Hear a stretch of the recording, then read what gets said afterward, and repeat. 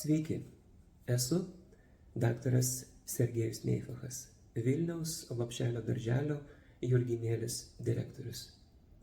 Kaip jums atrodo, ar vaikai tik žaidžia Lego, ar jie jau kūrė savo pasaulio dangoraižius?